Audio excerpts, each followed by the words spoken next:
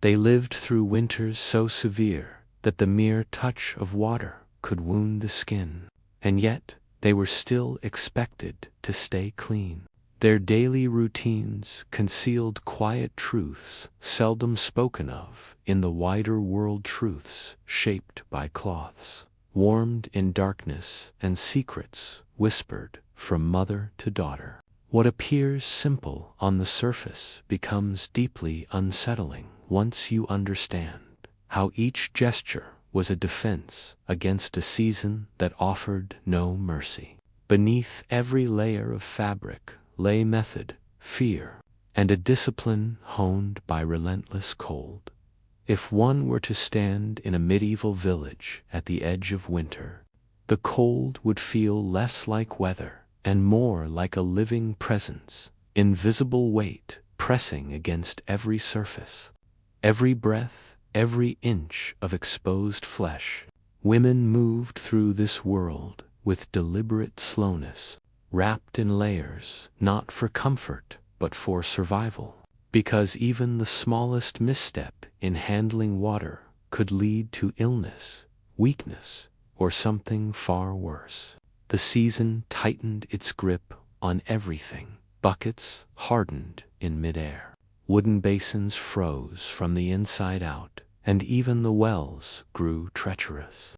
Their rims sheathed in ice so thick it seemed the earth itself had armored against the frost. In such a landscape, the very idea of letting cold water touch the body felt almost unthinkable.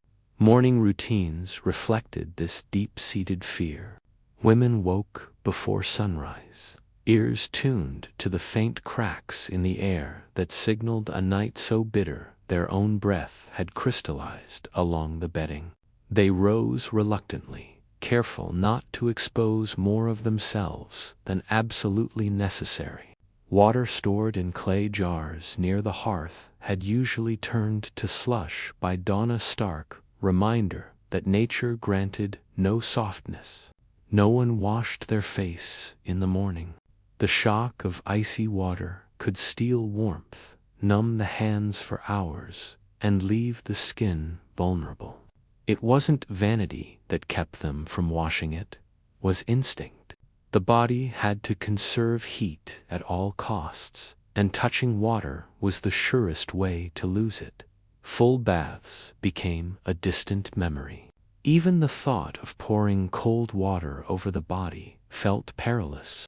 Women shared stories in hushed tones of neighbors who had tried to bathe in winter and fallen ill by nightfall fever creeping into lungs, already chilled by exposure. A full body wash was seen as reckless, the act of someone either desperate or foolish. The cold did not forgive such transgressions. Cleanliness, then, became less about washing and more about endurance, quiet negotiation between the body and the season. Fetching water itself became a ritual. The path to the well was stiff with frost, and the rope burned through cloth-wrapped fingers. Often, the water inside had frozen solid overnight, forcing women to chip away at the surface with stones or sticks before drawing even a cup. The sound echoed through the stillness of early morning, a hollow clatter that carried over snow-covered fields. Every motion was slow, mechanical, designed to avoid spilling even a drop onto sleeves or skin. A splash on the wrist could linger, freezing into the fabric and numbing flesh until it felt distant. A larger spill might even burn. Inside the home, every chore was shaped by the same caution. Water was kept near fires not for warmth, but to keep it from turning solid. Children were warned not to touch it without permission. Even animals received water sparingly, their bodies steaming as they drank too quickly in the frigid air. Women stayed close to the hearth, letting its heat thaw stiffened hands before attempting any task. When cleaning dishes or wiping surfaces, they used dry cloths instead of water, pushing away dirt rather than dissolving it. This shift in method felt natural to them, a seasonal rhythm, passed down from mother to daughter like an unspoken code of survival. The fear of cold water ran deeper than mere discomfort. It was tied to memory of winters past when illness spread like wildfire through frozen villages. Medieval homes offered little insulation. Drafts seeped through every crack in walls and floors. A chill caught at the wrong moment could bloom into a cough, then a fever, then days of weakness when infection found fertile ground. Women had watched too many neighbors suffer after a single careless encounter with cold. To touch water was to invite that danger inside. Yet there was an odd calmness in how they accepted these limitations. They did not resent the restrictions or pine for warmer habits. Winter dictated the rules, and they obeyed without question. Cleanliness became something to be managed differently, with patience and practicality. Warmth mattered more than purity. Survival mattered more than comfort. In their eyes, staying dry meant staying alive. The landscape outside reinforced this belief. Snow piled along rooftops, weighing down thatch until it groaned under the strain. Smoke rose from chimneys in thin, wavering lines that vanished before reaching the sky. Rivers moved sluggishly beneath sheets of ice that cracked open only in narrow channels. Every sound was sharpened by the cold. Clothes hung to dry, stiffened instantly, and breath turned white the moment it left the lips, drifting away like scraps of fabric. In the quiet of early morning, when women stared at frozen water jars and felt the cold creeping beneath the door, there was a silent consensus. Some things simply could not be done in winter. Washing the body with cold water was one of them. The risk outweighed the reward, so they avoided it with the same reverence given to fire, illness, or hunger, forces powerful enough to shape life itself.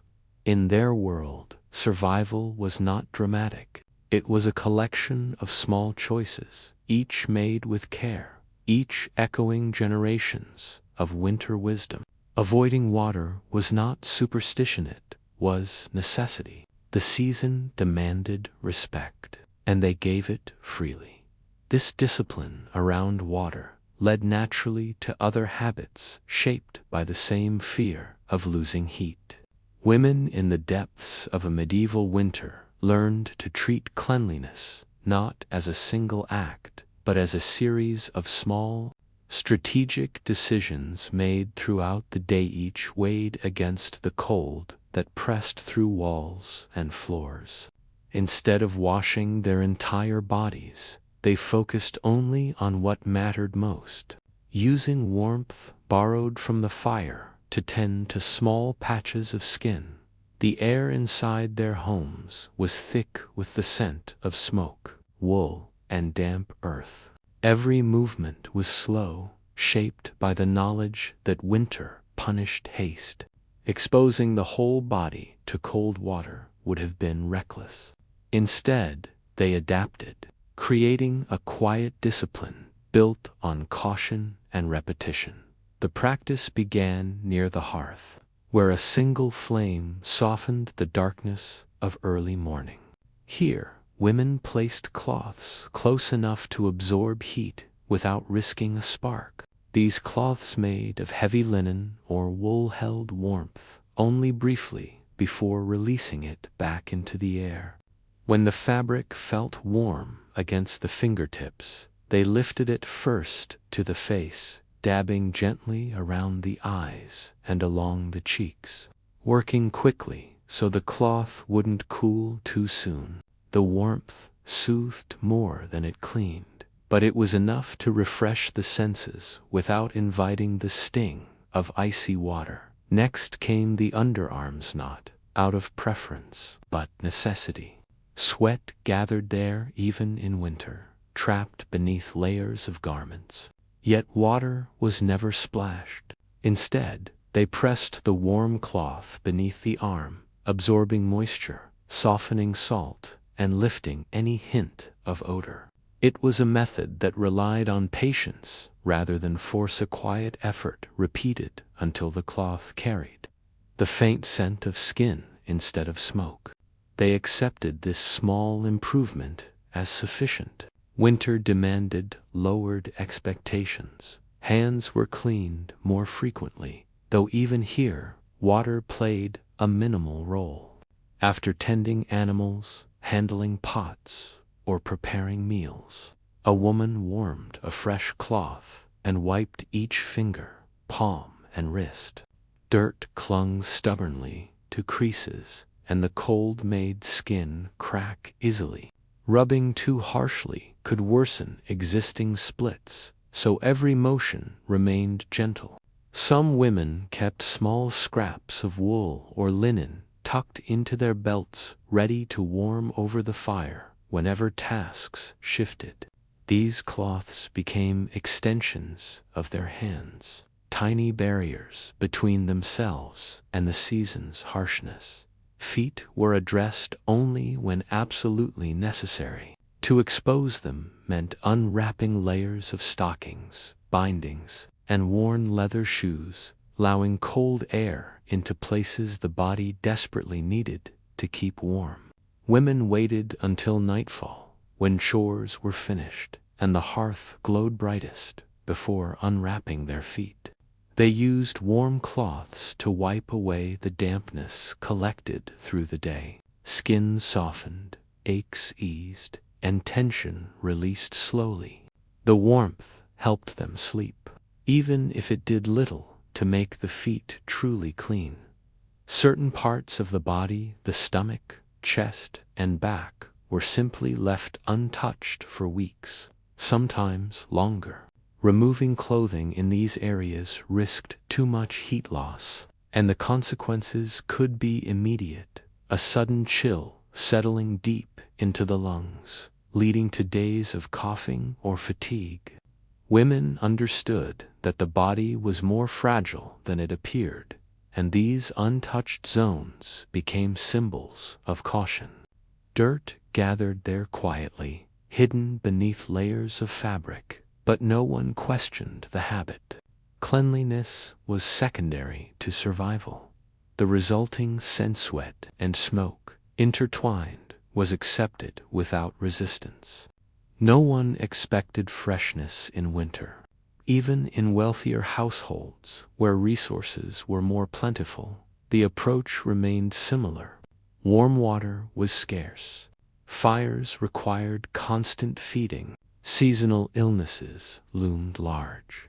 People learned to distinguish between necessary contact and unnecessary risk. A full bath could wait. Warm cloths pressed to strategic places could not. Mothers taught their daughters this method from childhood. A girl would sit near the fire while her mother warmed a cloth, watching how she folded it, how she pressed it first to one cheek, then the other, avoiding areas that lost heat too quickly. Girls learned the order of the ritual, the reasons behind each step, and the importance of moving with purpose. Over time, these habits became instinctive. Women no longer questioned why their bodies were cleaned in fragments rather than as a whole. Winter shaped their routines, and they obeyed its demands with quiet acceptance. This partial method created a strange kind of balance. Women felt neither fully clean nor entirely unclean. They occupied a middle space defined by necessity. Their bodies carried the weight of smoke, dust, and sweat, but the small areas they tended gave them just enough comfort to continue. Winter forced them into this compromise, and they met it not with bravery, but with familiarity. The season returned every year, and they had learned how to live around it. What remained most striking about this way of cleaning was its silence. No splashing water, no steam rising from bowls, no sounds of scrubbing, only the soft sigh of warm cloth meeting cold skin, the crackle of fire, and the steady rhythm of women tending to themselves in fragments. In these small gestures, there was a kind of dignity, not the polished dignity of luxury, but the steady, practical dignity of survival. This reliance on warm cloths revealed how every act of winter hygiene centered on preserving the body's heat, and it led, inevitably, to another routine that unfolded. Near the hearth, with the same caution and restraints, something else women did in the soft glow of firelight that reflected just how deeply the season shaped their every movement. When water became impossible to use, women turned to stronger substances, the sharp sting of alcohol, the sour bite of vinegar, and the dense fragrance of oils. These liquids were kept in small jars, tucked close to the hearth, not because warmth enhanced their power, but because freezing would render them useless. The containers gave off faint, lingering scents whenever opened, mingling with the smoky air of medieval homes. They were not luxuries. They were survival tools. The routine usually began with the hands and neck, the two places most exposed to daily dirt and winter's chill. A strip of linen was folded tightly, dipped into a small cup of ale or diluted wine, then pressed firmly against the skin. The alcohol cut through grime quickly, leaving a brief sensation that felt both cleansing and painful. Women winced at the coldness of the liquid, even when warmed by the fire, because alcohol carried a chill of its own. Yet they continued, wiping along the curve of the neck, behind the ears, and down each finger. The acrid scent lingered long after, giving the illusion of cleanliness, even when deeper layers of dirt remained. Vinegar, especially apple vinegar, served a different purpose. Its sharp acidity could soften rough patches of skin and lift residue left by smoke and sweat. Though the smell clung stubbornly to clothing afterward, women diluted it with the little warm water they dared to use, swirling the mixture until it turned cloudy and mild. Then came careful application across the forearms, the chest just beneath the collar, and the lower back. The sensation hovered between soothing and irritating, but it kept the skin from cracking in the brutal cold. The fumes stung eyes and noses, filling the room with the faint scent of fermenting fruit. No one complained. It was better than the damp rot of clothes, untouched for days. Essential oils, though far more expensive, found their use in the most private areas of the body. Women believed these oils offered both fragrance and protection, even if the latter was only partially true. Made from herbs like rosemary, lavender, or juniper, the oils were thick and slow-moving, warming slightly when rubbed between fingers. They offered a sense of comfort that water could not provide. In winter, the idea of splashing cold water on such delicate areas felt unthinkable, so oil became the safer choice. A small amount was pressed onto the skin, creating a barrier that trapped warmth and masked natural odor. The scent lingered all day, drifting upward whenever women shifted beneath layers of wool. These methods required careful preparation. Containers were checked constantly for frost, and lids kept tightly sealed to prevent evaporation. Women stored them in wooden boxes near the hearth, away from drafts. If a jar cracked from the cold, the precious contents were lost, and replacing them was not always possible. Gathering vinegar required months of fermentation. Distilling alcohol took even more effort. Essential oils demanded herbs that did not grow in winter. Each jar represented labor, time, and fragile hope, despite their usefulness. These substances had their own discomforts. Alcohol left the skin dry and tight. Vinegar burned when it touched even the smallest cut. Oils attracted dust, causing grains of soot to cling to the skin beneath clothing. Still, these drawbacks were accepted without hesitation. Women knew what happened when the skin was left uncared for in winter. Cracks deepened, infections spread, and illness grew silently in the cold hidden beneath layers of cloth. A quick wipe with alcohol or vinegar was not pleasant, but it was better than the suffering that followed. Neglect. The scents created by these substances became a quiet language within the household. A woman who smelled the vinegar had likely spent the morning cleaning her arms and chest.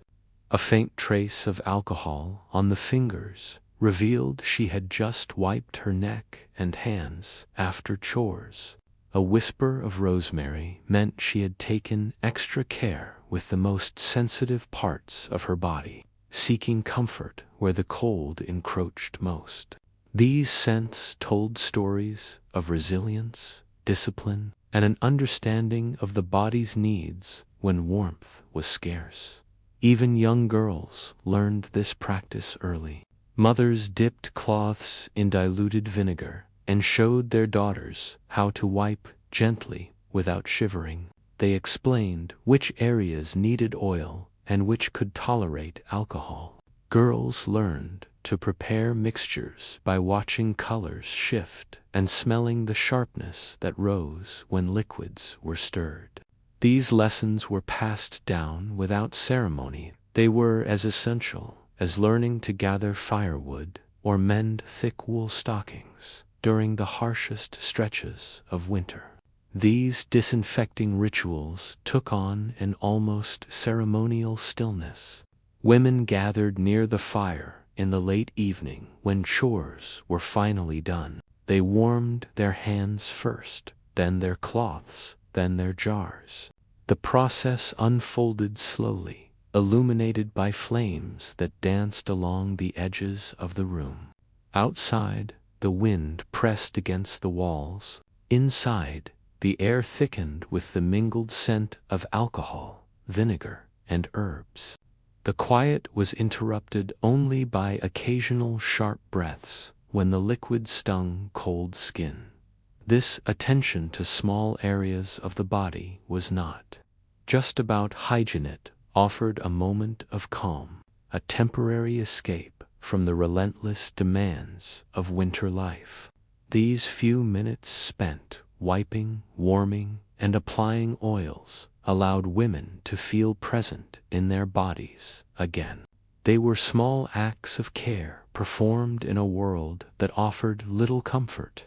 The season forced them into these routines, but the routines gave them a sense of control that the cold could not steal. The use of alcohol, vinegar, and oil showed how women relied on sharper, harsher substances to replace the cleansing water they could not use. And this, in turn, guided the rhythm of winter toward another habit shaped not by the pursuit of purity, but by the urgent need to protect warmth. Clothing in the depths of winter became less a matter of appearance and more a shield against the cold that seeped through every gap in a medieval home. Women understood that fabric was one of their few defenses, and they treated it with a caution shaped by a season that made even the simplest chores dangerous. Washing clothes, an ordinary task in warmer months, became something that required calculation. Water froze before it could soak through cloth.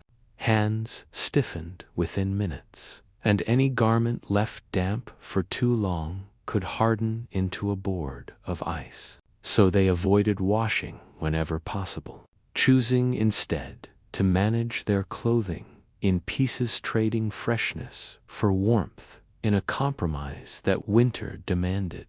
Garments closest to the body collected sweat and smoke quickly. Because these layers absorbed heat most easily, they also dirtied fastest. Yet washing them was rarely an option. Women simply removed the soiled inner layer and replaced it with another linen shift if they owned more than one. The worn one was not taken to be washed. Instead, it was shaken out gently, then hung near the hearth, where smoke and heat might dry whatever dampness lingered. The smell of sweat mixed with burning wood, creating an aroma that filled the home without apology. Freshness was not the goal. Preservation of warmth. Fabric was treated with even greater care. These garments stored heat in their fibers and kept wind from cutting through to the skin. Women rarely removed these outer layers during winter, even indoors. The weight of them brought comfort, anchoring the body in a world of cold drafts and frozen breath. Washing these pieces was nearly unthinkable. If the fabric absorbed water, it could take days to dry, and in that time, the wearer would be left exposed. Instead of washing, they beat the fabric lightly with sticks to shake out dust and loosen dirt. When the weather allowed even a faint hint of sunlight, garments were taken outside for brief airing, though the cold often negated any benefit. Laundry in winter was reserved for rare moments when snow softened under unexpected warmth, or when water could be heated enough to prevent immediate freezing. On those rare days, women worked quickly, soaking only the most essential items, using heated water sparingly, then laying them near the hearth for an entire day to dry. Even then, the process risked chilling the entire room. The house filled with steam, moisture, and cold drafts as wet fabric drew heat from the air. The decision to wash something was never simple. It had consequences that touched every person in the home. Children's clothing followed the same rhythm. Mothers inspected small tunics and wraps, deciding which pieces could survive another day and which needed to be switched for a drier garment. When a child soiled a shift, the cloth was not washed but dried, as if the mere absence of moisture made it ready to wear again. The dirt never fully disappeared, but mothers accepted this with a calmness shaped by necessity. Their priority was keeping their children warm enough to avoid illness. Tending to bedding posed its own challenge. Sheets rarely saw water during winter. Mattresses were too heavy, blankets too thick to risk wetting. Women avoided washing them entirely, choosing instead to shake them outdoors during brief moments of sunlight.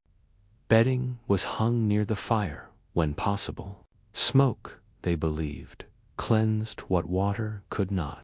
The smell of ash clung to the cloth, and though it did little to remove dirt, it helped mask the scent of sweat and stale air. In crowded homes, where multiple bodies shared the same warmth, these makeshift methods mattered.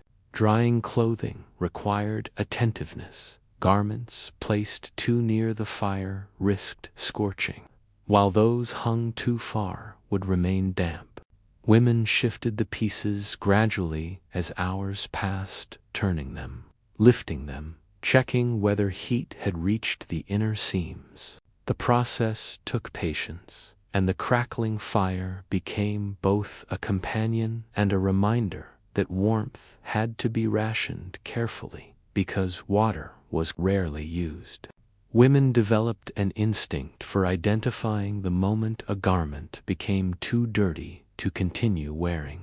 It wasn't based on appearance. Dirt accumulated everywhere in winter, embedded into threads, clinging to folds of cloth.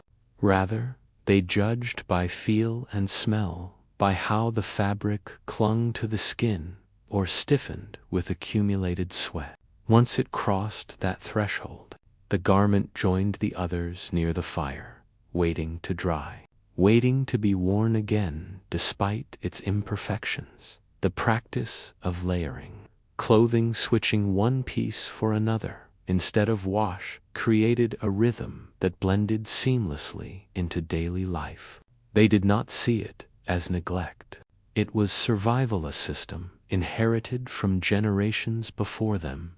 Winter made certain expectations unreasonable, and those who lived through it understood that cleanliness had to bend to preserve heat, if anything. This adaptation revealed the incredible resourcefulness etched into the routines of medieval women. They balanced the demands of hygiene with the threat of cold, using what little they had to create methods that allowed them to endure. Every shift dried near the fire. Every outer cloak aired in weak sunlight. Every garment rotated instead of washed. These actions told the story of people negotiating with a season that respected no one. This constant rotation of clothing showed how survival depended on managing warmth through layers rather than through water, and it carried winter's logic into yet another behavior shaped not by the desire to stay clean, but by the deeper need to stay dry. The hearth became the quiet center of winter survival, a place where warmth, smoke, and dim light worked together to keep the household's belongings from surrendering to damp and decay.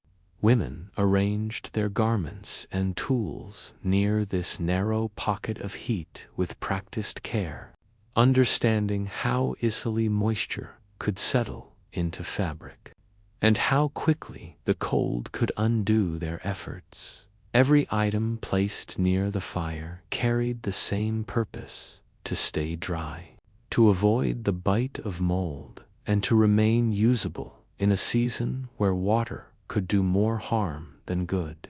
The air around the hearth thickened with smoke, turning the act of drying into a daily ritual shaped by caution and instinct. Lines were stretched above the flames, fastened to beams darkened by years of rising soot. Women draped shifts, woolen cloaks, and underlayers across them, judging distances with a precision learned through long winters. Too close, and the fabric risked scorching. Too far, and the cold would cling stubbornly to the threads. The garments swayed gently whenever someone passed, absorbing heat in slow breaths that softened the stiffness left by frost. Even within their homes, the cold hovered like a silent observer, waiting for the moment fabric dipped out of the fire's reach. The scent of burning wood seeped into every fold of cloth. It became the unmistakable fragrance of the seasoned, thick and lingering. Women believed this smoke did more than simply dry. It acted as a kind of invisible purifier. Fabric kept near the hearth resisted mildew, and small stains seemed to lose their harshness when exposed to rising warmth. The smoke masked the odor of soil, sweat, and daily labor, creating the comforting illusion that the items hanging above the fire had been gently cleansed. The idea held enough truth to become tradition. Not only clothing found its place in this warm, smoky space. Combs carved from wood or bone were set on the hearthstones, their surfaces gathering traces of soot as they dried, silent witnesses to a winter lived not in luxury but in careful, Unspoken acts of endurance. These combs had passed through hair heavy with cold air and indoor smoke, gathering oils, dust, and the faint residue of daily life. Leaving them near the fire prevented moisture from settling into their finely carved teeth, keeping the wood from softening, warping, or succumbing to mold. Over time, their edges darkened with repeated exposure to heat. Yet they remained dependable tools, shaped as much by the rhythms of winter as by the hands that held them. Linen cloths used for wiping hands, faces, or small sections of the body followed a similar path. After each use, they were hung on low drying racks or draped over chairbacks drawn close to the hearth. These cloths stiffened slightly as they dried, developing a texture that spoke of repeated cycles, warmth, dampness, smoke, and renewal. Their edges curled inward, threads loosened with use, and colors faded into muted, smoky tones.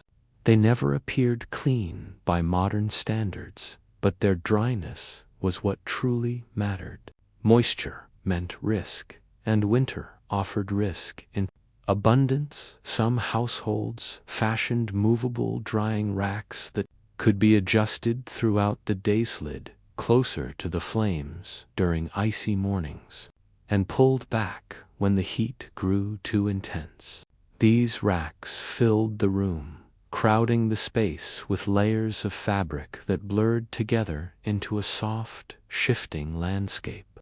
Women navigated this maze with ease, accustomed to the dense presence of hanging garments that defined the winter months. The home shrank, yes, but that shrinking felt safe. Like a cocoon woven against the relentless cold pressing in from outside, the belief in smoke's cleansing power stretched beyond mere practicality into quiet conviction. People observed that wood smoke deterred insects, slowed decay, and masked unpleasant odors. Lacking scientific explanations, they trusted what their senses confirmed. Women learned to read the movement of smoke where it thickened, where it thinned, and positioned garments accordingly. They adjusted the angle of drying lines, repositioned racks, and rotated items with a careful attentiveness that turned the drying process into a subtle craft.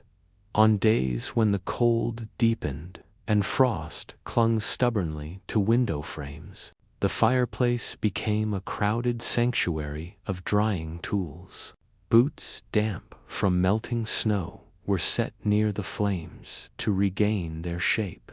Gloves, stiffened by the outdoors, softened gradually in the warmth.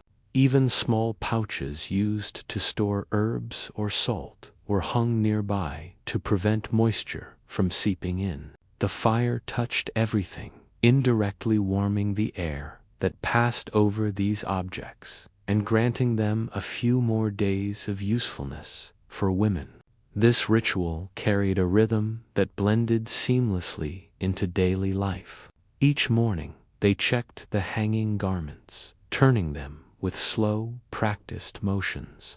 They lifted fabric to test whether inner seams had dried fully. They moved combs and towels away from sudden bursts of flame when logs shifted in the hearth. Their gestures were steady, shaped by years of experience.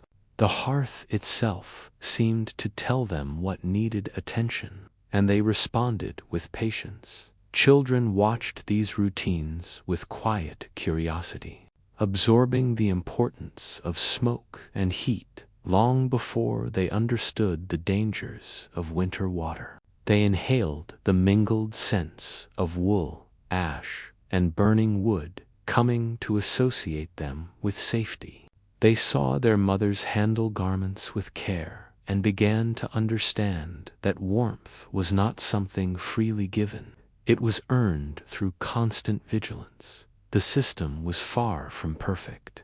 Smoke left stains, Heat sometimes weakened fibers. The constant closeness of garments to the fire made the home feel smaller, heavier with scent. But these inconveniences mattered little. Dryness stood between health and sickness, and any method that kept moisture at bay was valued far more than appearance or comfort. The hearth offered what water could not: reliability. This reliance on smoke and warmth revealed how women used the fire itself as a shield against winter's dangers. It carried their adaptation forward into another habit shaped by the urgent need to clean without touching water. Something else waited in the ashes and embers, hinting at an even deeper dependence on the hearth. Ash from the hearth became an unexpected companion during the harshest months, settling in gentle layers beneath the flames and offering a kind of usefulness that water could no longer provide. Women gathered it carefully, selecting only the driest, finest particles from the edges where the fire had burned hottest. This ash possessed a texture unlike anything else in the home, soft and powdery, yet remarkably efficient at absorbing oil and sweat. In a season where touching cold water felt perilous, the hearth's residue transformed into a tool for survival, shaping a quiet ritual repeated without hesitation. The process began with a small bowl or wooden dish placed near the fire. Into it, women sifted the ash with their fingertips, letting the powder fall lightly to ensure no sharp fragments remained. The hearth crackled beside them, releasing faint pops as logs shifted, and the air filled with the dry, earthy scent of burnt wood. With the ash prepared, they dipped their hands gently, lifting just enough to coat their palms before pressing it onto the skin.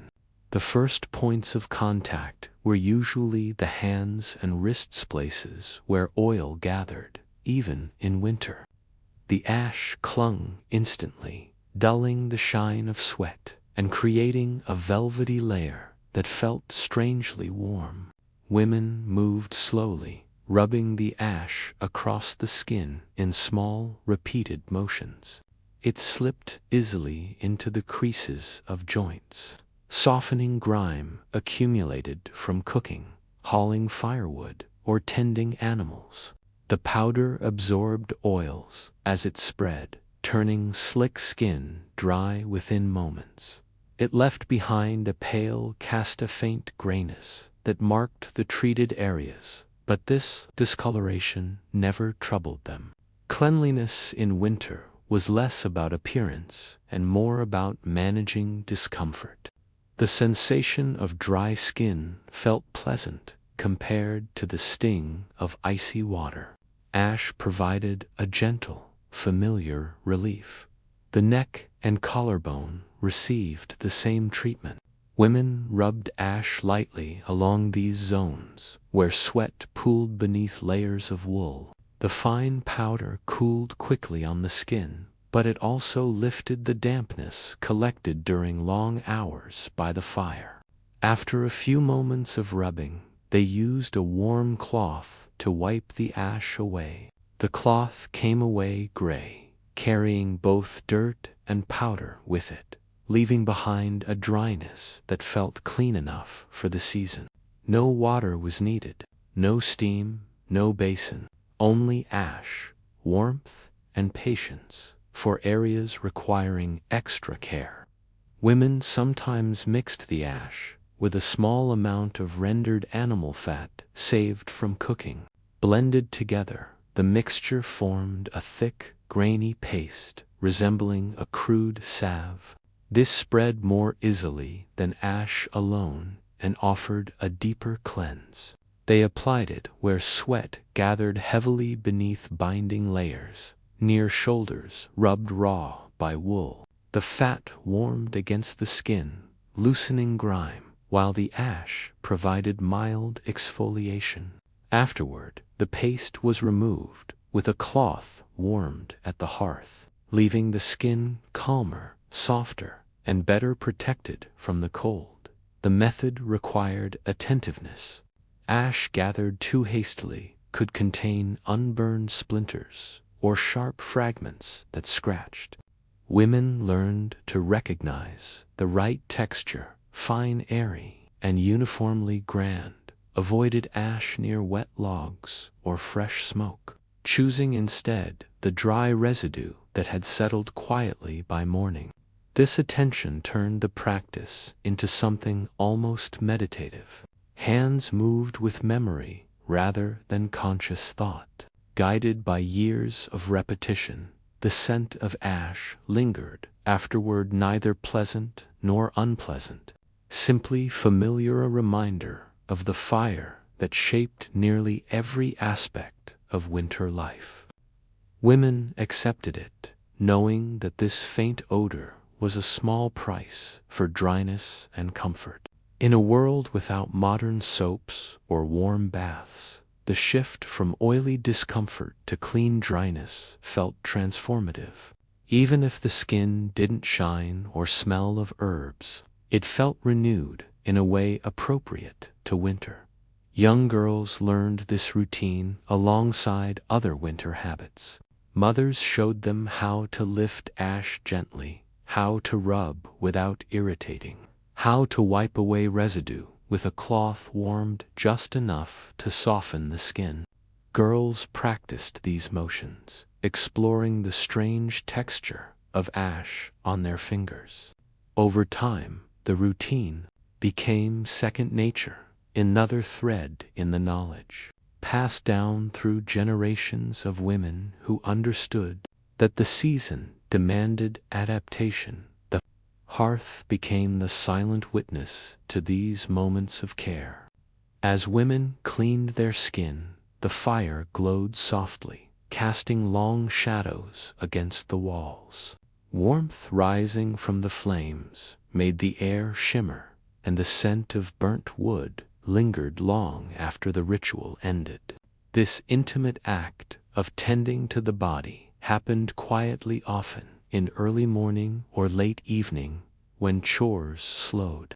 It was a pause in a day otherwise filled with labor, a reminder that even in winter's harshness, the body deserved attention. Ash-based cleaning did not remove every trace of dirt. It did not erase every stain or smooth every rough patch, but it offered something vital, a way to maintain hygiene without risking exposure to the cold. It allowed women to feel present in their bodies, even in a season that seemed determined to numb their senses. It was a compromise born of necessity, shaped by practicality, and carried out with the quiet resilience winter demanded.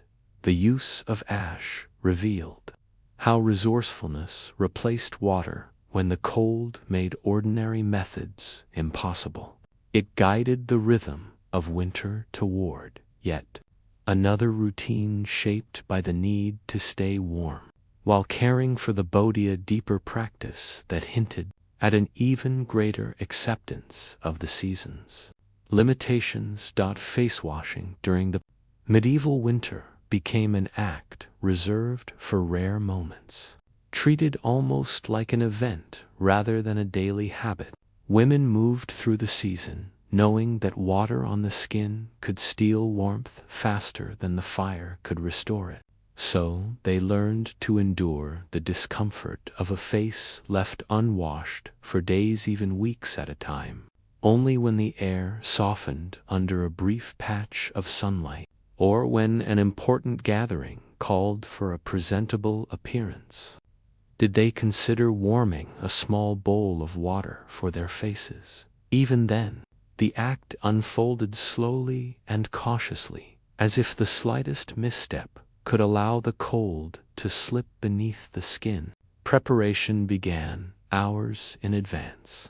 A clay bowl was placed near glowing coals, not directly over the flames, but close enough for heat to seep into the water gradually. Women crouched by the hearth, shielding the bowl from drafts that could cool it too quickly. The surface trembled softly as warmth spread through it, a delicate shift requiring close attention. Too much heat risked scalding. Too little rendered the effort useless. Water was scarce in winter, and they used it with the precision usually reserved for precious goods. They tested the temperature with the back of a finger, pulling away quickly if the warmth felt too sudden. When the water reached a mild, steady heat, they dipped a linen cloth into it and wrung out most of the moisture. Dripping was avoided. Every drop was valuable, and excess dampness could chill the chest or sleeves. The cloth, now warmed and softened, was dabbed across the face with restrained motions. They did not scrub or splash. Instead, they pressed it gently against the cheeks, along the brow. Beneath the chin-letting, the warmth coaxed away the tightness left by days of cold air. The sensation felt foreign at first, almost luxurious, like stepping briefly into another season. For a moment, it softened the rigid stillness winter carved into the muscles. They moved the cloth carefully around the eyes, wary of letting water run downward. A single cold droplet slipping along the neck could undo the comfort the ritual was meant to bring. Steam rose faintly, carrying the scent of warmed linen and the faint metallic temps of heated water. They repeated the motions slowly, always mindful not to overuse the limited supply. The face grew gradually, more pliant, less numb, more awake. It was a small restoration, but enough to bring a brief sense of renewal. These washing days often coincided with gatherings, visits, or religious observances, moments when appearance mattered more than usual. Women prepared themselves carefully, softening the skin so it felt less tight beneath winter's weight. The gentle warmth gave their cheeks a slight flush, a quiet reminder that beneath layers of wool and smoke, the body still held life. Even so, they never washed in the morning. The air at dawn was too sharp. It could undo any benefit. Morning water felt like a threat, not a comfort. Only midday or late afternoon carried enough ambient warmth, however faint, to make the act safe. For many women, the ritual was as symbolic as it was practical. The face was the only part of the body regularly exposed to the world, even in winter. Washing it on rare, chosen days became a gesture of dignity. It was an act performed with intention rather than routine. The contrast between untouched days and washing days marked time in a season where everything blurred into shades of gray and frost. Young girls learned early why this ritual was rare. They watched their mothers warm the water with patience, explaining that cold water could stiffen the skin and invite sickness. Girls were taught to respect the season's danger, to understand that beauty and comfort required negotiation with the cold.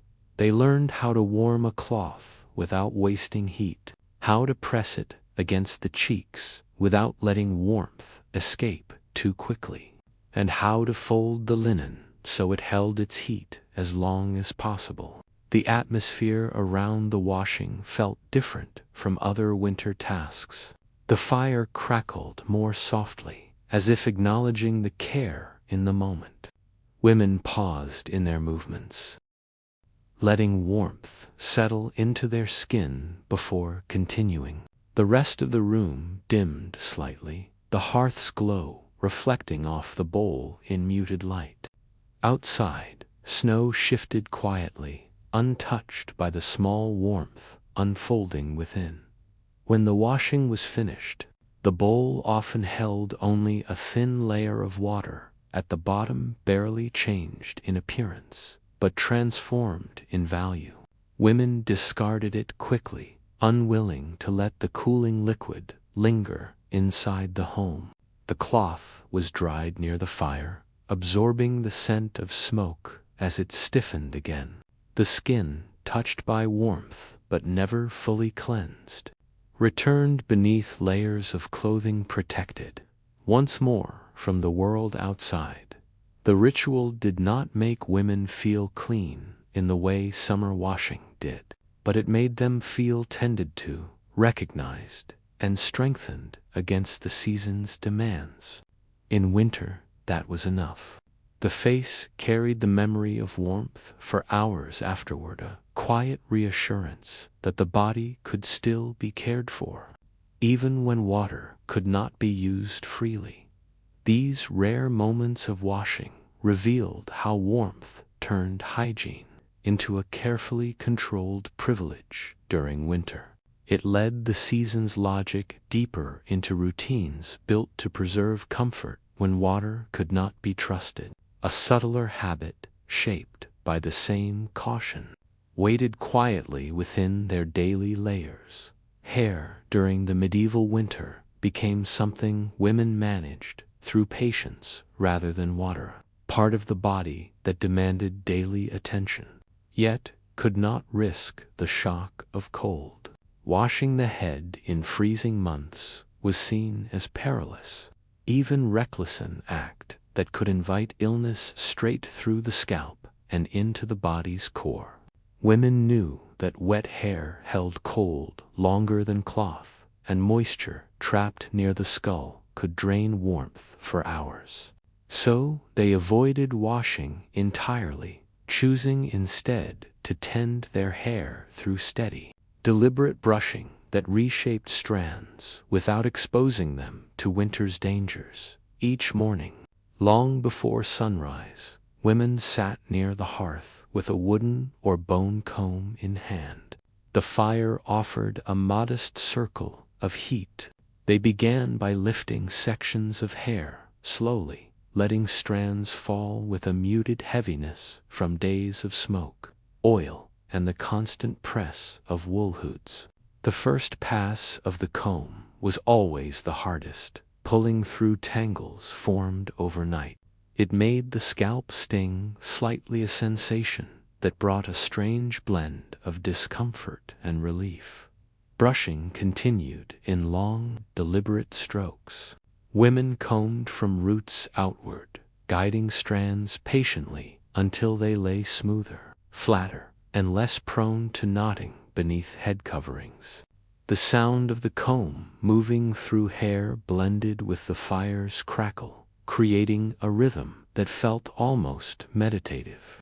Some brushed for several minutes, others longer, depending on hair thickness and soot accumulation. In winter, soot settled everywhere on walls, clothes, bedding, and especially in hair.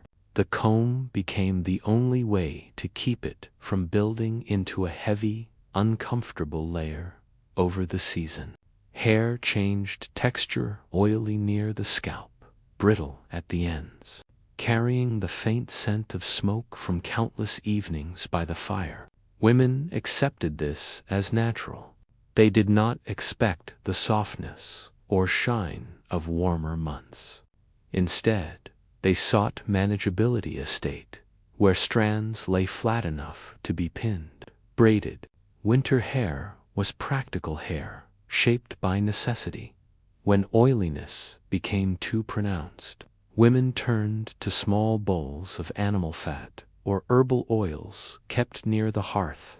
These served as makeshift conditioners, not for washing, but for smoothing. A few drops warmed between palms created enough slip to tame strands. Scents of rosemary, juniper, or plain rendered fat mingled with the air, coating hair in a layer that reduced breakage and loosened knots. The oils absorbed slowly, leaving a muted sheen that trapped warmth near the scalp and prevented dryness from cracking the skin beneath. Applying oil required precision. Too much made hair heavy, clinging uncomfortably to the neck. Too little offered no protection against cold air seeping through doors and window slits. Women learned the right amount through experience by watching how hair responded as the day passed. Some preferred thicker oils that stayed in place. Others used lighter mixtures that softened without weighing down. Regardless of type, the oil served the same purpose: to keep hair from becoming brittle in a season that dried everything it touched. Children learned early why their mothers refused to wash hair in winter. They watched bowls of water freeze at the edges, even near the fire, and listened to quiet warnings about illness settling into wet scalps. Girls sat obediently as their hair was brushed, small heads nodding forward with each stroke. They felt the tug of knots loosening, the warmth of the hearth behind them.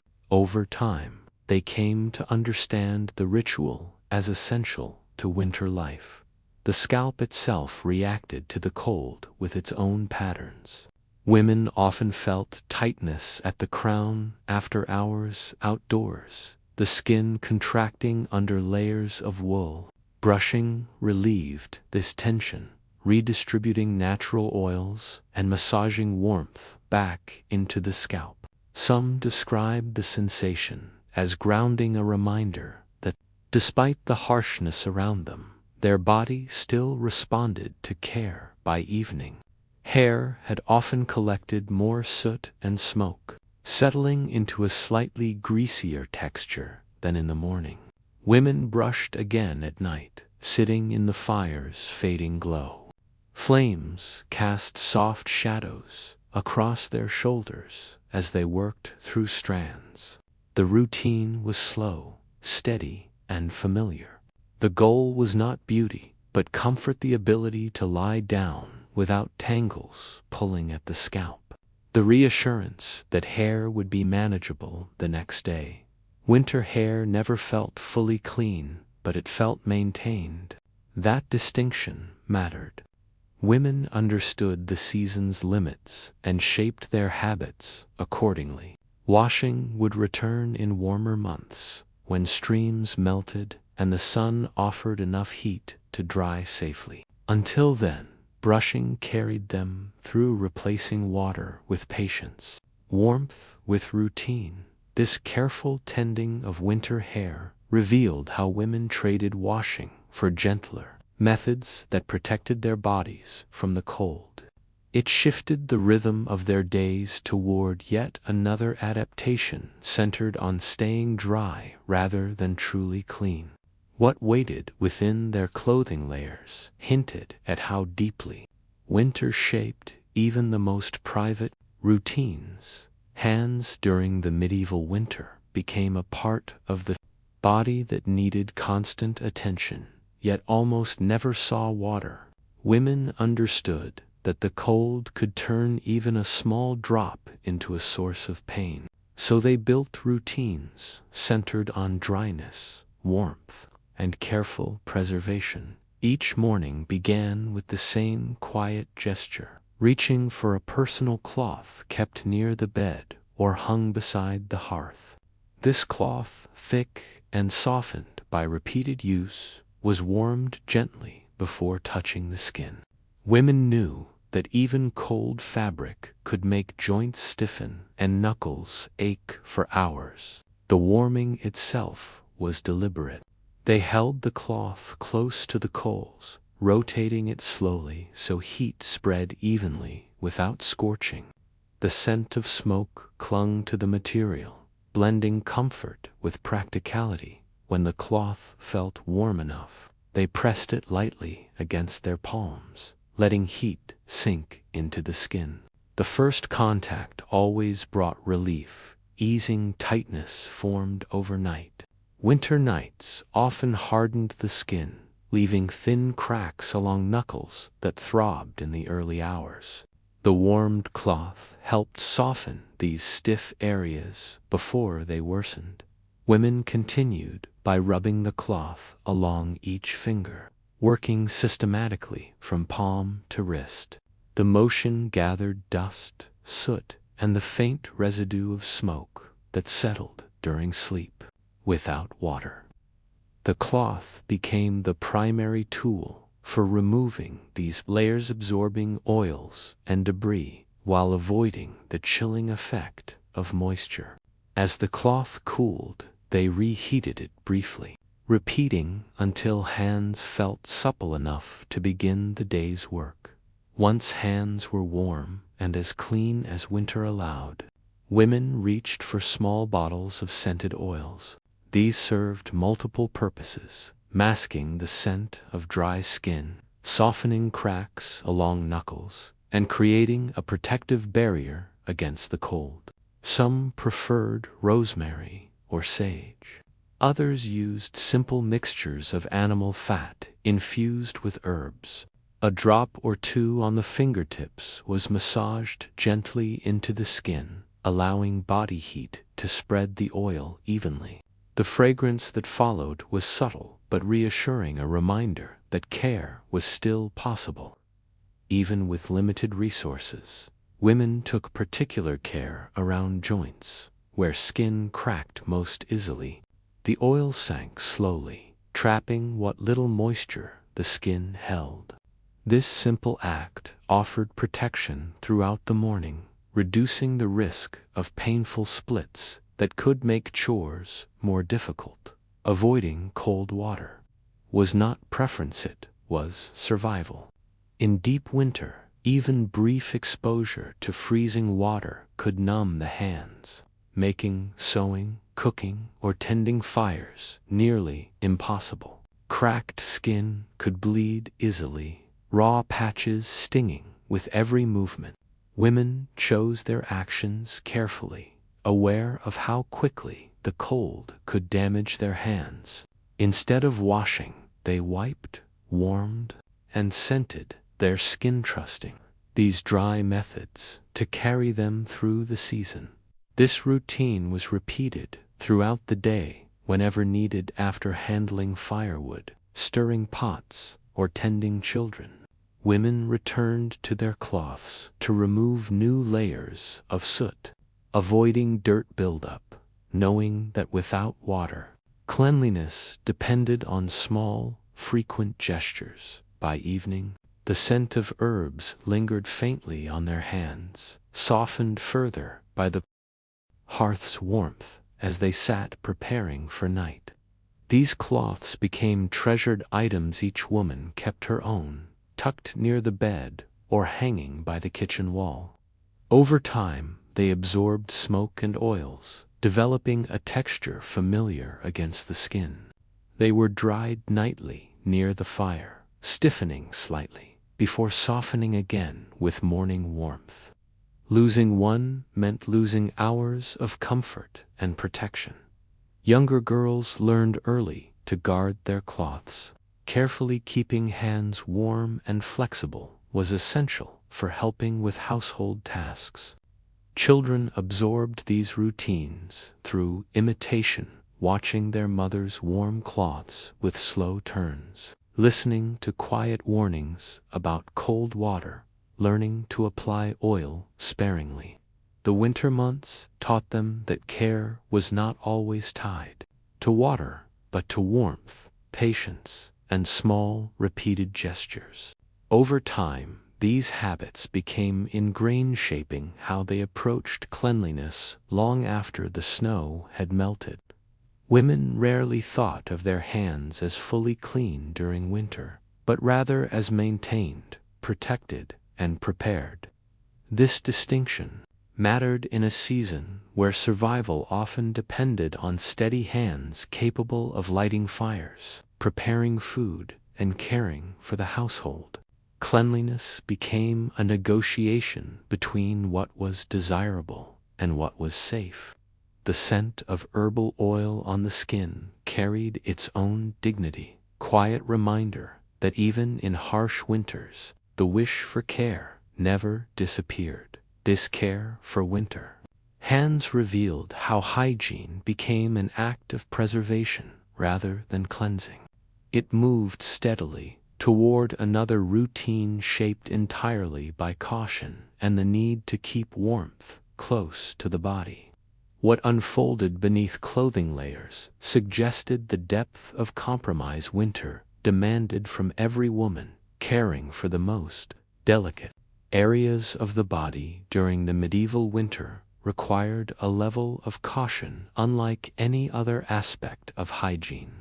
Women understood that cold water touching such vulnerable skin could cause deep, lingering discomfort and, in some cases, illness that lasted far beyond the season. So they shaped their routines around absolute dryness, replacing washing with careful methods that depended entirely on cloth, warmth, and the quiet absorption of natural materials. The result was a ritual that demanded patience, privacy, and precision carried out each day with the same steady rhythm. The process began with a choice of cloth. Women selected pieces of linen or wool that were soft enough to avoid irritation, yet thick enough to absorb moisture. These cloths were kept near the hearth when possible, hanging on wooden pegs where smoke and heat dried them thoroughly. Before use, the cloth was often warmed slightly by holding it near the fire, allowing fibers to soften and shed the chill that clung to everything in winter. This warmth helped prevent the shock of cold fabric on sensitive skin, making the routine gentler and more bearable. They started by wiping the area carefully, using controlled, deliberate motions, never rushed, never harsh showering the body's vulnerability with the quiet discipline that winter had taught them. Movements were carried out with deliberate care, avoiding unnecessary friction. The aim was never to scrub, but to preserve dryness, gently removing any residue left by sweat, natural body oils, or the constant contact of layered winter garments. Women worked methodically, folding the cloth as they went so that each new pass used a clean section. The fabric absorbed the minimal moisture present, leaving the skin dry enough to prevent irritation beneath the multiple heavy layers worn for warmth. For many women, cloth alone was insufficient. They turned to thin sheets carefully peeled from the inner bark of soft trismost, often birch or willow, because their fibers were exceptionally smooth against the skin. These bark sheets functioned much like early paper, flexible, gentle, and capable of gathering fine particles without causing abrasion. Women folded them neatly and pressed them lightly against the skin as they cleaned. Once used, the sheets were discarded immediately, tossed into the kitchen fire, where they burned quickly and cleanly. Their disposability made them a practical choice in a season when laundering and reusing materials was nearly impossible. Herbs played a vital role in this dry method of cleansing. Women tucked small bundles of dried plants directly into their undergarments or between layers of clothing to absorb moisture and release a faint, comforting fragrance that masked the natural odors of winter living. Lavender, sage, juniper, and yarrow were among the most commonly used. These herbs retained their dryness even in the coldest air, making them ideally suited to winter conditions. Their scents, though subdued by weeks of storage in baskets or clay jars, remained potent enough to offer a sense of freshness and reassurance. Placing these herbs required careful attention. Too much could irritate sensitive skin. Too little offered no benefit. Through experience, women learned to adjust the quantity based on their activity level or how heavily they dressed on a given day. Beyond fragrance, the herbs also served as a soft barrier between the skin and the coarse wool undergarments worn for warmth, garments that, while essential for survival, could rub uncomfortably without this delicate cushion. All these steps were performed with a sense of quiet necessity. Women rarely spoke of this aspect of their hygiene, treating it as a deeply private ritual carried out in the stillness of early morning or just before bed. Winter made privacy even more critical, removing layers of clothing for longer than absolutely necessary risked losing precious body heat that was difficult, if not impossible, to regain. The routine had to be swift, purposeful, and efficient, every motion designed to minimize exposure to the cold. Warming the cloth or bark sheets was often the most challenging part. In the early hours, fires frequently burned low, and women had to coax the embers back to life with gentle care before preparing their materials. The soft, pulsing glow of the coals provided just enough light to work without disturbing others. The hearth's warmth guided their hands, allowing them to move with assurance despite the dimness. In these moments, the act became a quiet island of focus, separate from the noise and demands of daily life. Though medieval women did not understand germ theory, this dry cleaning method helped prevent infections. Keeping the area dry reduced irritation and discomfort caused by prolonged wear of thick winter clothing. Avoiding water protected the skin from cracking or sudden chilling.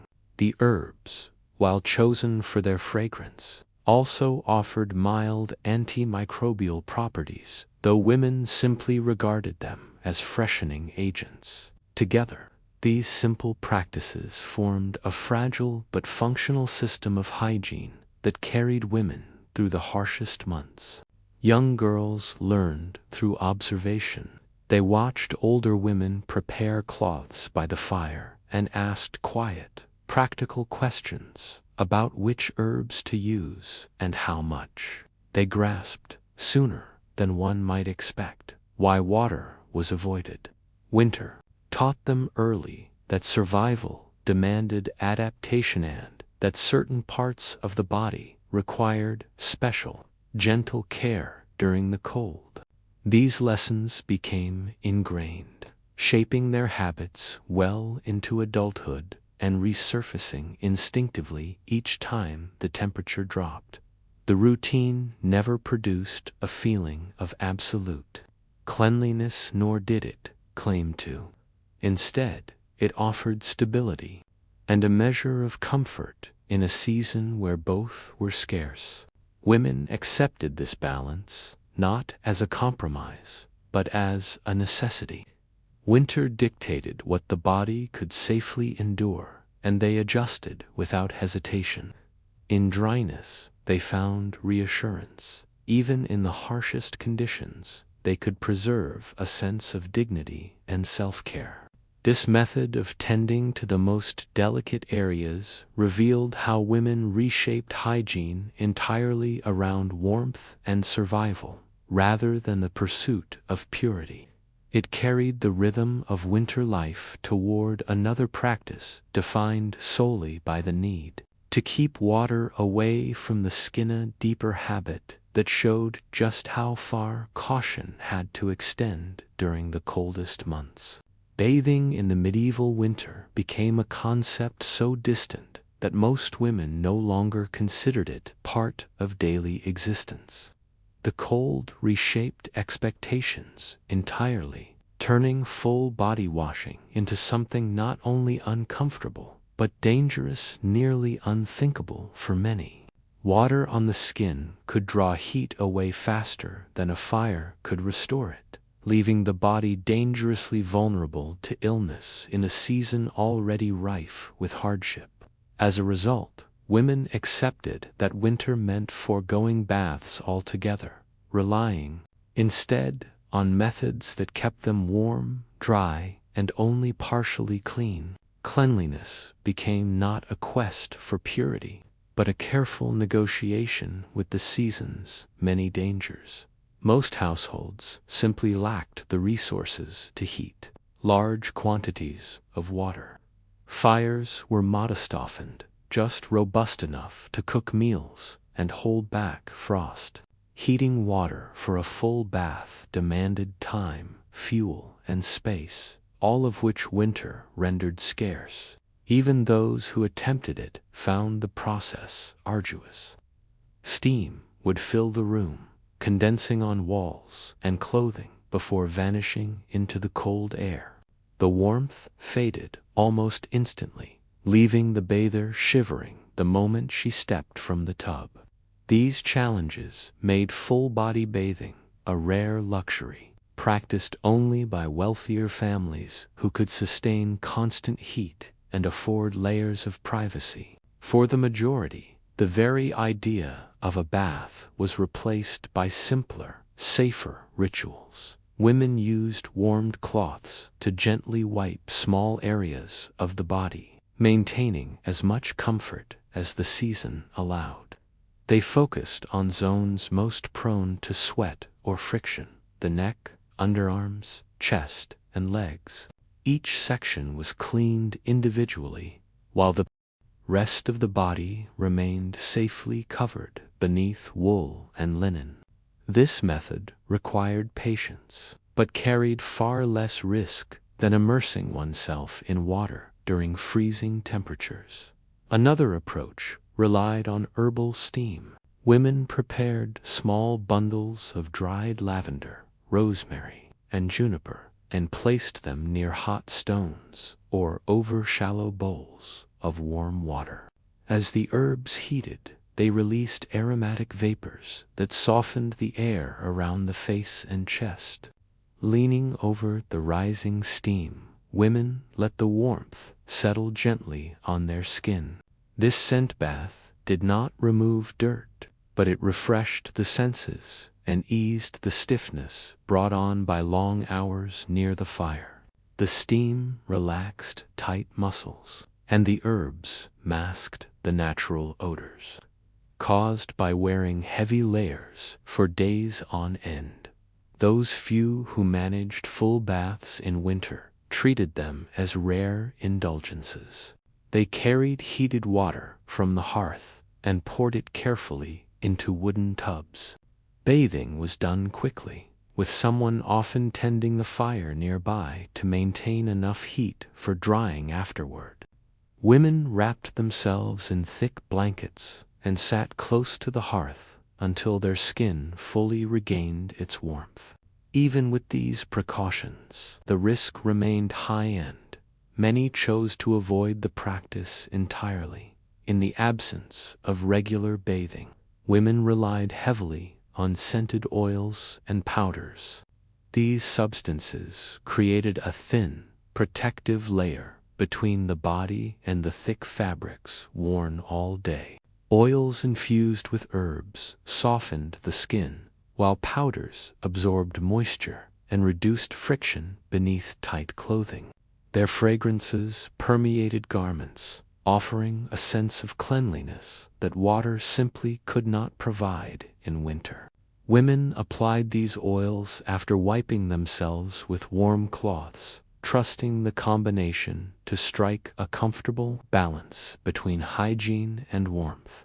Household routines adapted to the absence of baths. Bedding, for instance, was aired more frequently near the fire, allowing smoke to mask lingering smells. Clothing layers were shaken out or dried close to the hearth, absorbing heat that helped draw out trapped moisture. These small adjustments helped women feel fresher, even when their bodies went weeks without touching water. The very environment filled with smoke, wool, and cold air shaped the meaning of cleanliness in winter. Younger women and girls quickly grasped the logic behind these choices. They observed how easily cold seeped into wet fabric, how skin tightened painfully in chilly drafts, and how difficult it was to regain warmth once it slipped away. Bathing became associated not with comfort, but with danger. This knowledge passed quietly from generation to generation. In winter, survival depended on staying dry, despite the lack of bathing. Women maintained a strong sense of dignity and self-care. They valued the warmth their routines provided and found small ways to feel refreshed without jeopardizing their health. Every decision reflected an understanding of winter's limits. The season dictated what was possible, and women responded with steady, practical habits that enabled them to endure months of cold while preserving a fragile sense of cleanliness. Hygiene in winter became less about removing every trace of dirt and more about creating comfort, warmth, and manageability. The body did not feel fully clean, but it felt cared for in the only ways the season permitted. And for women living through harsh winters, that balance was enough to carry them through to the first signs of spring. The acceptance of winter as a time without bathing revealed how women transformed hygiene into a series of warm, careful rituals, never one grand act. This logic carried forward into another essential task, shaped not by choice but by necessity. A further quiet shift within their living spaces showed how even the air itself became part of their survival strategy. Body odor during the medieval winter became an unquestioned facet of daily life, settling into homes, clothing, and gatherings with a quiet inevitability that no one attempted to resist. Women moved through the season knowing that bathing was impossible and that sweat accumulated beneath thick wool layers. Whether they felt warm or not, the resulting scent was not seen as a failing, but as a natural consequence of enduring harsh months.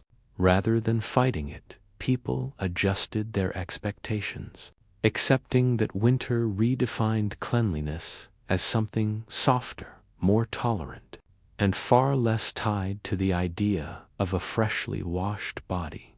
Clothing bore much of this burden. Women layered thick wool, linen, and fur to retain warmth, and these materials absorbed the mingled scents of smoke, sweat, and daily labor within cramped homes. Since washing garments was as risky as washing the body, outfits were refreshed by airing them near the fire, brushing off soot, or letting them absorb smoke that masked deeper odors. The aroma of wool warmed by the hearth became far more familiar than any scent resembling soap. In winter, garments were judged by warmth, not fragrance, to soften the heaviness of body odor. Women tucked dried herbs between clothing layers.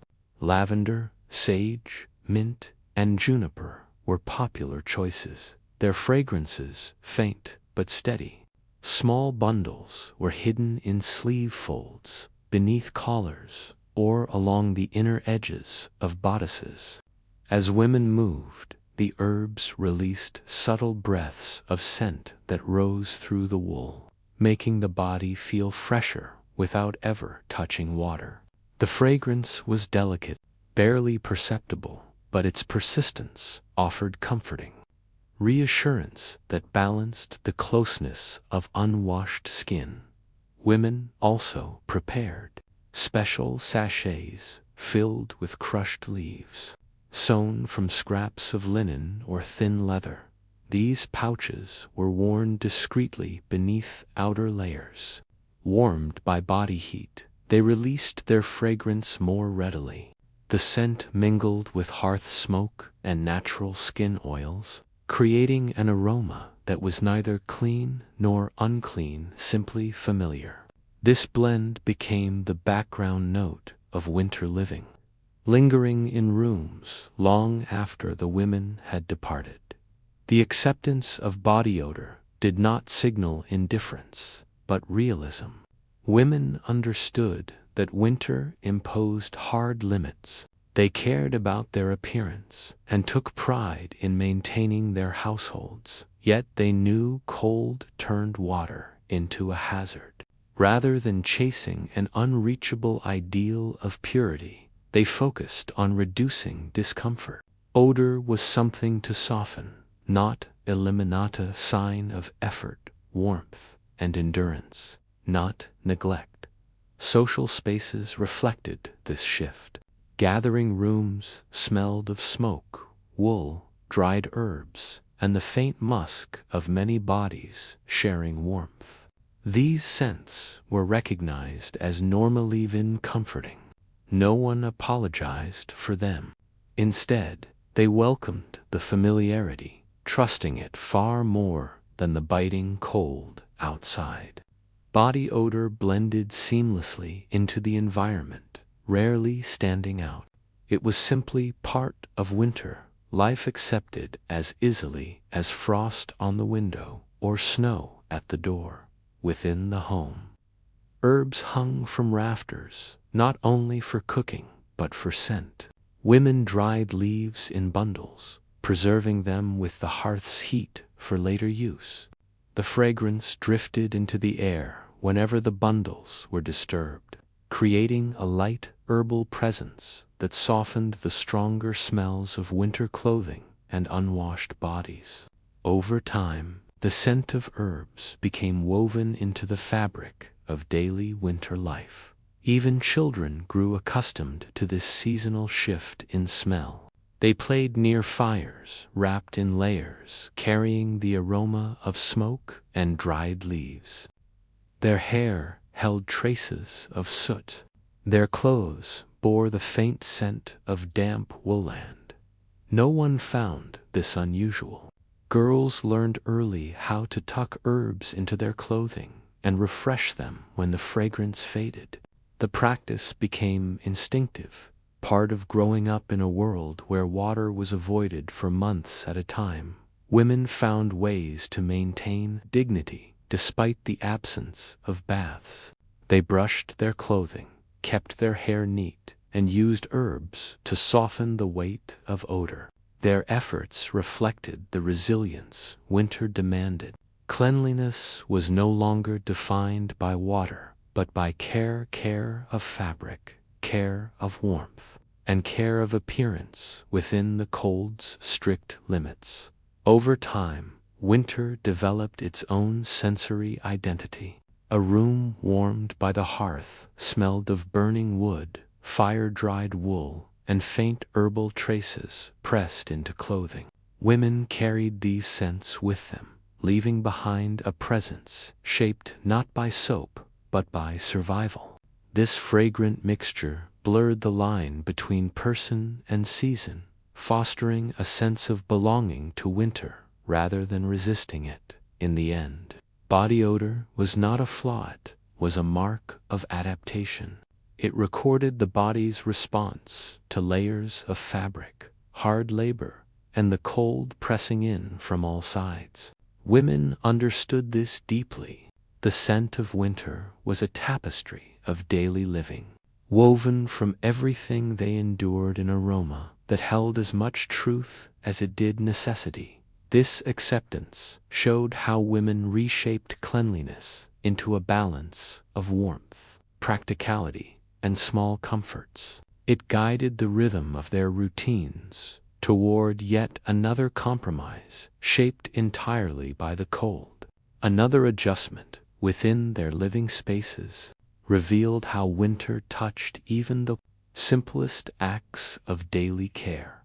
Keeping the nails clean during the medieval winter became a quiet but meaningful task, one carried out with the same patience and precision applied to every cold season ritual. Water, too hazardous to use freely, was avoided entirely. Nail care thus depended on tools, not washing. A small knife or a thin wooden stick, often carved from bamboo, willow, or birch became the primary instrument for maintaining hands that might not touch warm water for months. This act was never decorative. Clean nails were seen as a sign of order, refinement, and dignity, something that distinguished careful women even when winter stripped away nearly all other for. This space served as a refuge anytime they needed to wipe their faces or necks. The fire added a trace of humidity to the air, which made the act of wiping the skin slightly more bearable, though it never produced the gentle, enveloping warmth of modern heating. If we were to compare it to today, it would be like trying to complete a morning hygiene routine while crouched beside a small space heater in a cold room. The heat was just enough to make the task tolerable, never truly pleasant. Fabrics used for wiping were always kept warm. Women laid cloths over benches near the fire or folded them between blankets so they retained a gentle heat. A warmed cloth could lift the minimal moisture from the skin without drawing away precious body warmth. Linen worked best for this purpose because it absorbed and released dampness quickly, while thicker cloths were reserved for wiping larger areas. After use, the cloth was never left damp in a basket or tucked into a cold corner. Instead, it was immediately hung near the fire to dry.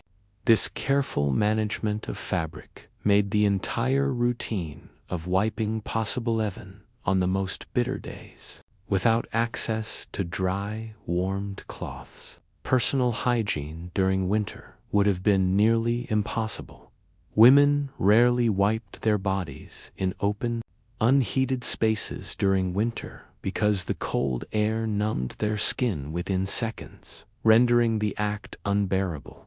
Homes were not evenly heated. Stepping just a few paces away from the hearth could feel like stepping outdoors. Temperature dictated every decision they made. Even the simple act of lifting a sleeve had to be done near a source of warmth. Winter air settled heavily inside the home, and attempting to clean the body in a cold room risked such violent shivering that hands could barely complete the task. It's often striking how these small, quiet routines reveal a kind of quiet determination that's easy to overlook. Women adapted because they had no choice, and they treated each tiny habit with seriousness, knowing it was essential to their health. These routines wove a rhythm that defined winter life-shaping. How each day began and how each evening drew to a close dot as the season deepened and nights grew colder. Wiping the body while still wrapped in bed became increasingly common. Women saved their cloths for these intimate moments, warming them with their hands or beneath thick blankets. Even the act of cleaning the neck or shoulders felt like a quiet victory against the cold. In homes with weak fires or limited fuel, this bedbound routine was often the only safe form of hygiene they could maintain. The closer they stayed to warmth, the safer they were, and winter rewarded caution far more than bravery. This practice of tending to the skin only near sources of heat revealed how survival guided every winter habit. It shifted the rhythm of care toward another method shaped not by water but by warmth. Something within these adjustments pointed to how women protected their bodies. Using simple materials and steady discipline, cold seasons in medieval households forced even the most basic routines to transform. The skin suffered more than almost any other part of the body when temperatures plunged for weeks on end. The indoor air remained dry, tight, and sharp, causing hands to crack, faces to sting, and legs to grow rough from constant contact with wool and the chill seeping through every wall. Protecting the skin thus became a quiet priority that shaped daily habits and one of the most practical tools at their disposal was animal fat. Pig fat and goose fat were stored in small containers near the hearth, where warmth softened them enough to spread. A fingertip pressed into the surface revealed whether the mixture was ready. If it yielded slowly, it was usable. If it resisted, it needed more time near the fire. Applying the fat required patience, as the skin absorbed it more readily when both the body and the fat were warm. Women took small portions with their fingertips, rubbing them between their palms until the texture loosened. Only then did they spread it onto the face, hands, arms, or legs in slow, steady strokes that allowed the fat to melt further into the skin. This thin layer acted as a protective barrier, trapping the skin's natural moisture and shielding it from the biting cold. Cracks around the knuckles or cheeks eased within hours, and the discomfort of wind exposure became more manageable. Even if the scent of animal fat lingered, the relief it offered far outweighed any inconvenience. Herbs were often added to improve the fragrance. Rosemary, sage, lavender, or crushed dried leaves gathered during warmer months were mixed into the fat before winter began. These softened the odor and gave the balm a faint, comforting aroma that clung lightly to the skin. Some mixtures were firmer, others smoother, depending on the balance of herb and residual moisture. Applied after a day spent tending the hearth or handling household tasks, these salves soothed the tightness left behind by cold air. It's almost poignant how something as ordinary and unrefined as pig fat earned a cherished place on the skin as a prized winter remedy. Every household relied on the hearth to prepare this simple balm. Containers were placed close enough to the fire to stay pliable, but far enough to avoid melting into useless liquid. If the fat cooled, it thickened again, making it difficult to apply without tugging at already dry skin. Women learned the right balance through repetition, adjusting how long the containers remained near the fire based on the day's temperature. Applying the fat was never a luxurious ritualite, practical necessity that allowed them to continue working without pain. Winter air touched everything, and the fat helped shield the parts of the skin most exposed to daily labor. Fabrics absorbed fat quickly, so clothing choices mattered. Linen, wool, and thicker underlayers helped keep the fat on the skin rather than soaking into garments. Women applied thinner layers when dressing for the day and thicker layers before sleep. At night, body heat warmed the fat, making the treatment more effective. By morning, those same areas felt softer and less painful, allowing them to return to their tasks without the constant distraction of cracked or burning skin. Since winter clothing was rarely washed, balancing the thickness of the fat layer was essential to preserving garments. The scent of animal fat became part of the season itself. Homes filled with wood smoke, cooked meals, and dried herbs masked much of the smell, and over time it blended into the ordinary background of winter life. If compared to today, it would resemble using thick winter ointments that leave a noticeable residue, but provide enough comfort to ignore their heaviness. The priority was always warmth, comfort, and preventing further damage, not maintaining a pleasant fragrance. The mixture became a winter companion, stored carefully and used sparingly to make each day more bearable. Hands required special attention. The work of grinding grain, carrying logs, preparing food, or scrubbing tools left skin rough, even in mild weather and winter, magnified every small crack. Fat softened fingertips and knuckles, easing the burning sensation that returned each time a door opened and cold air rushed in. Even rubbing fat into the forearms or elbows became a small nighttime rare moment of stillness in homes otherwise filled with movement and obligation. There's something quietly moving about how such a humble practice reveals the determination required to live through winters that offered almost no comfort. There was a steadiness to the way fat was warmed, applied, and stored, a rhythm that made the harshness of the season feel slightly more manageable. Year after year, families relied on the same containers, the same herbs, and the same careful motions to protect their skin from cracking under the weight of cold months.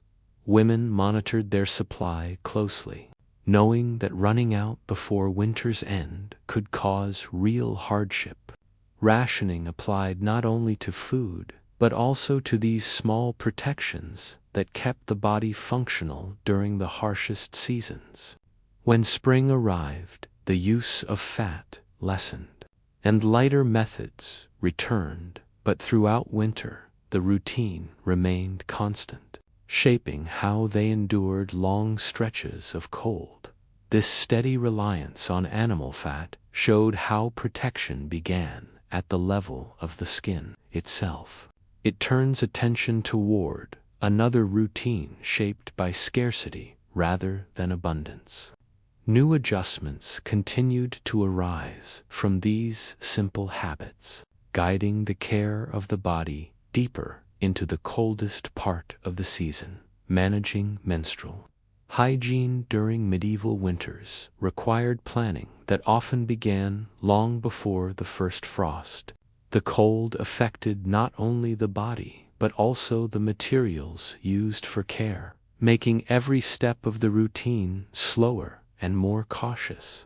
Cloth pads made from wool or linen were prepared in advance, stacked neatly in small chests or wrapped in dry bundles, kept away from damp corners of the home.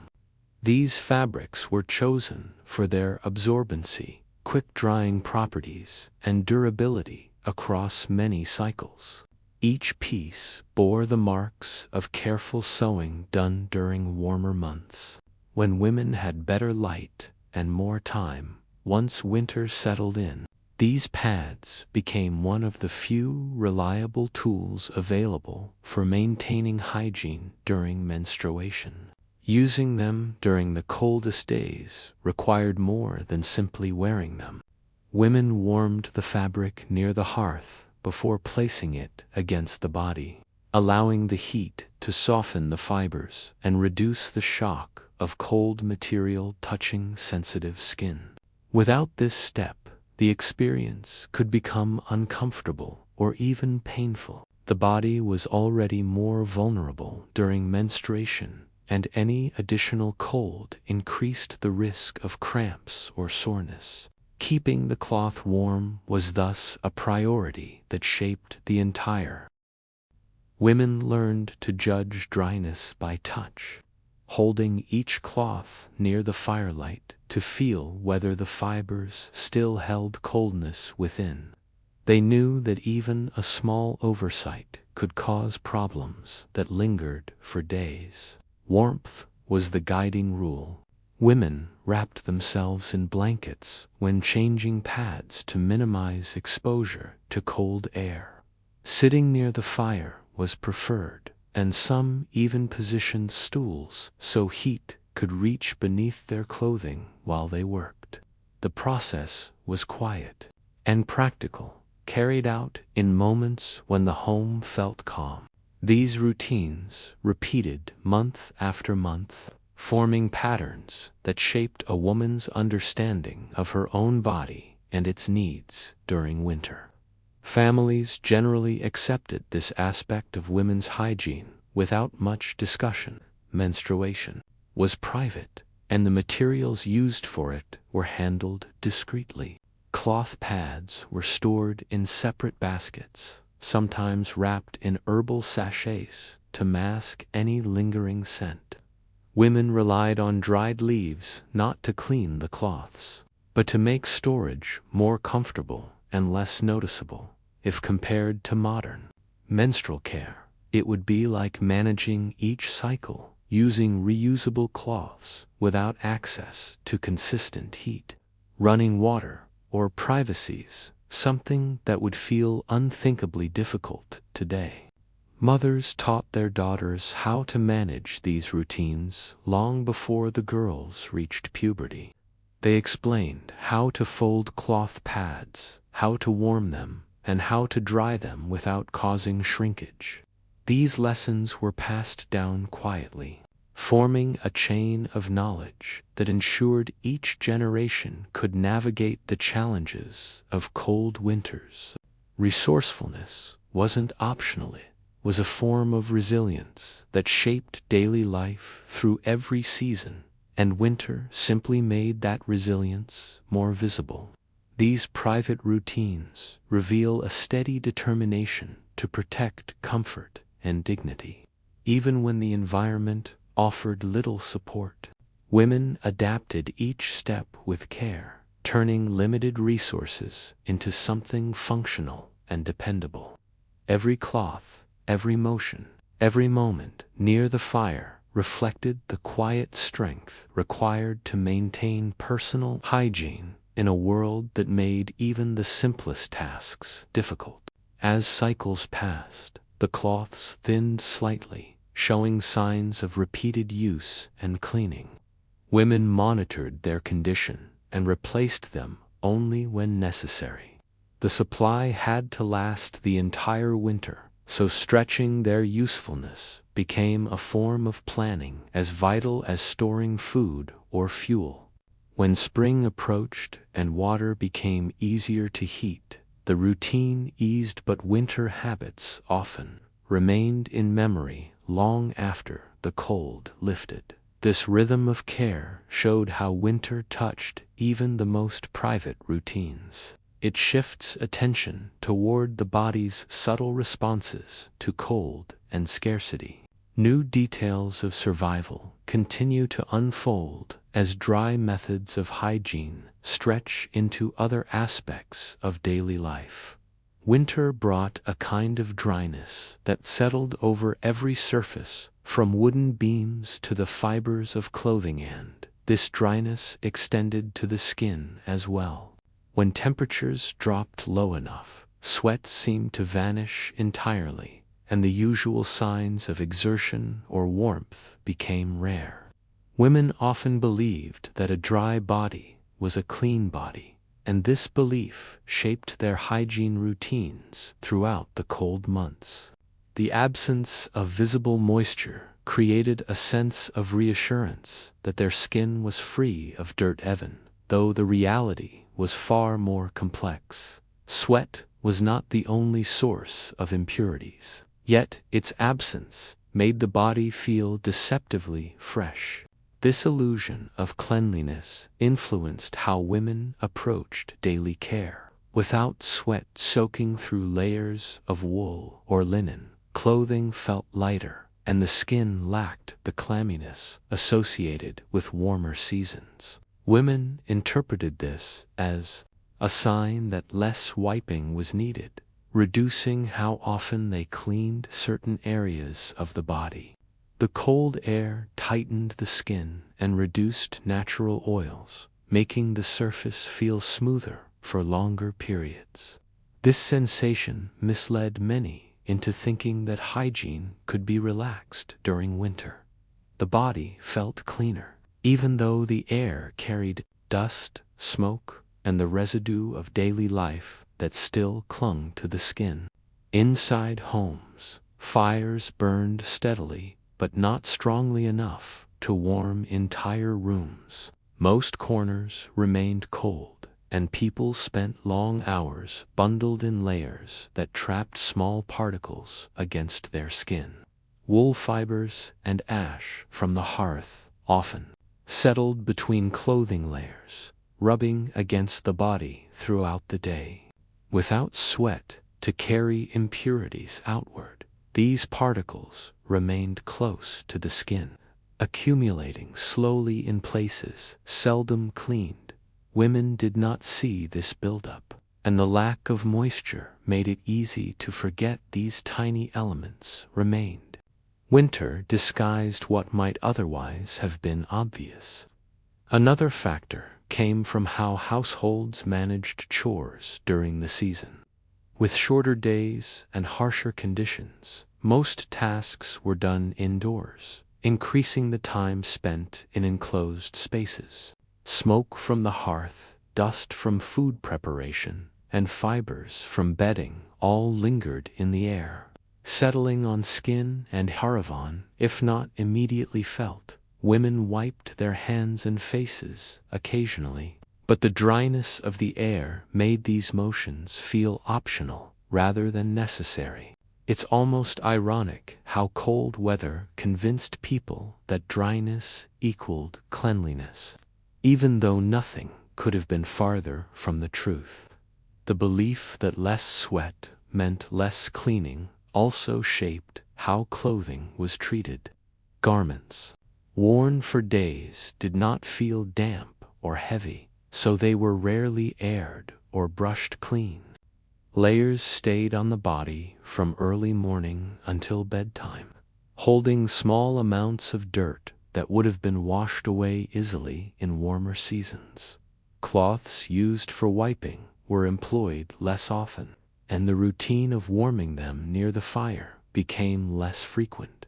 Women valued the feeling of stillness and dryness, unaware that these same conditions allowed bacteria to settle more easily into the folds of the skin. The skin itself reacted to the cold by tightening its pores, giving the surface a smooth, firm texture that looked healthier than it actually was. Beneath this outer layer, impurities still gathered slowly, hidden from sight. Women could not observe these changes directly, and the lack of visible issues made them assume everything was fine. Only occasional irritation or redness revealed that the skin was not as clean as it seemed. In many households, these small signs were ignored, especially when other tasks demanded attention. Winter affected the mind as much as the body. The cold made people focus more on warmth than on cleanliness, and habits shifted accordingly. Women prioritized keeping their hands warm, their heads covered, and their feet insulated.